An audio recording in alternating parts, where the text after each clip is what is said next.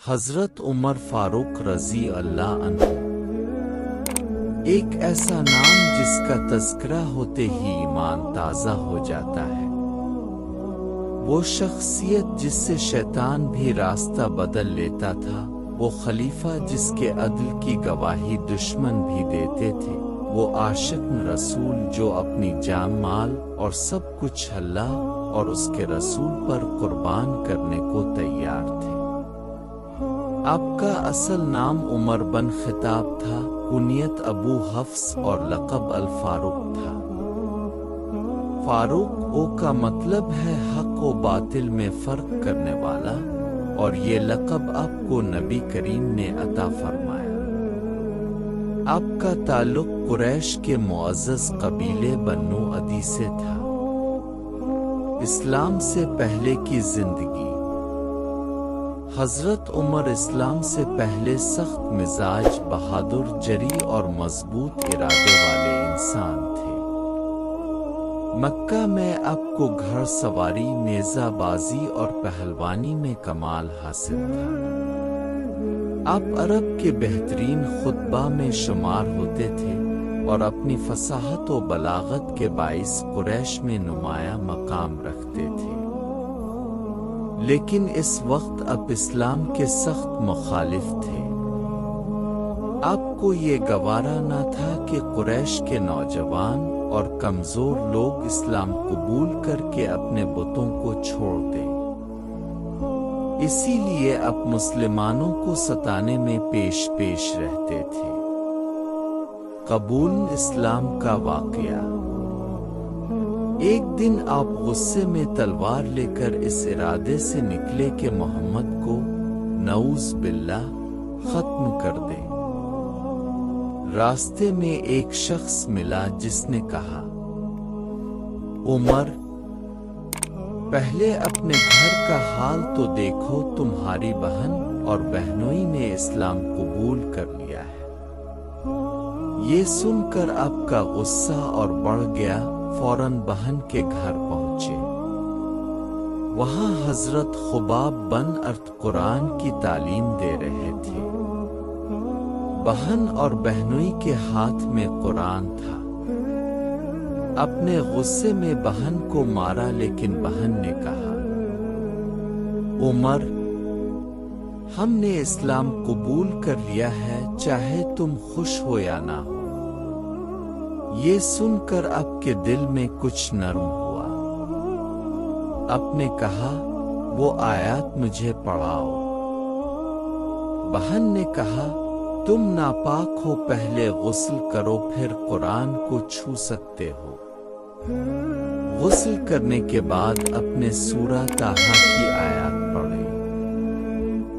جیسے ہی تک پہنچے، دل کانپ اٹھا، آنکھوں سے آنسو بہنے لگے اور زبان پر خود بخود کلمہ جاری ہو گیا۔ اب سیدھا دار ارقم پہنچے، جہاں نبی کریم صحابہ کرام کے ساتھ موجود تھے۔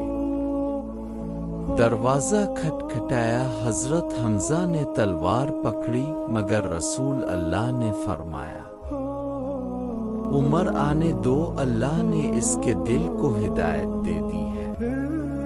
آپ اندر گئے اور کہا، رسول اللہ، میں گواہی دیتا ہوں کہ اللہ کے سوا کوئی معبود نہیں، اور آپ اللہ کے رسول ہیں۔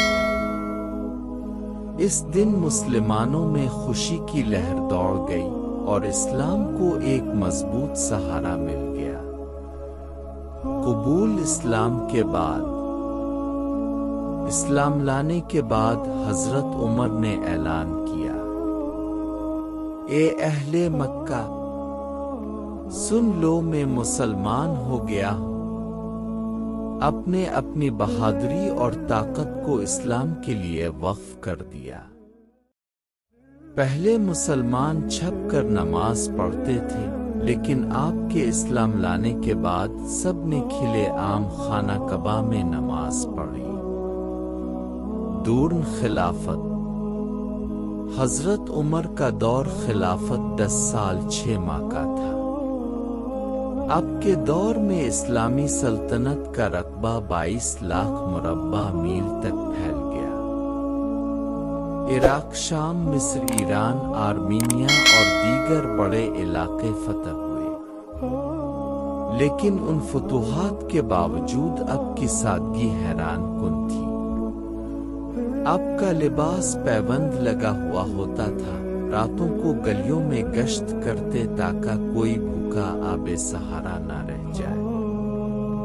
بیت المال کا مال کبھی اپنے لیے استعمال نہ کرتے، بلکہ سب غریبوں، یتیموں اور مسکینوں پر خرچ کر دیتے۔ عدل و انصاف کی مثالیں۔ آپ نے فرمایا، دریا کے کنارے ایک کتا بھی بھوکا مر گیا تو سے اس کا حساب ہوگا۔ ایک مرتبہ مصر کے گورنر کے بیٹے نے ایک عام آدمی کو مارا۔ اس کی شکایت حضرت عمر تک پہنچی تو آپ نے گورنر کے بیٹے کو سزا دلوائی اور کہا، تم نے لوگوں کو کب سے غلام بنا لیا ہے جبکہ ان کی ماؤں نے انہیں آزاد پیدا کیا تھا۔ حضرت عمر کا اللہ کا خوف۔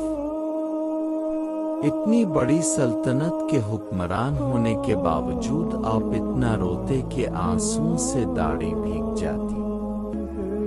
رات کو تہجد میں قرآن پڑھتے ہوئے سجدے میں گر جاتے اور گھنٹوں اللہ سے دعائیں کرتے۔ شہادت۔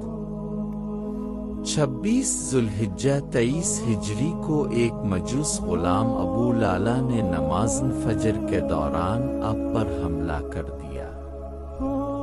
آپ شدید زخمی ہوئے اور 3 دن بعد 63 سال کی عمر میں دنیا سے رخصت ہو گئے۔ آپ کو نبی کریم اور حضرت ابو بکر صدیق کے پہلو میں دفن کیا گیا۔ یہ تھی حضرت عمر فاروق کی بابرکت زندگی، جو عدل، تقوی، بہادری اور عاجزی کی بے مثال داستان ہے۔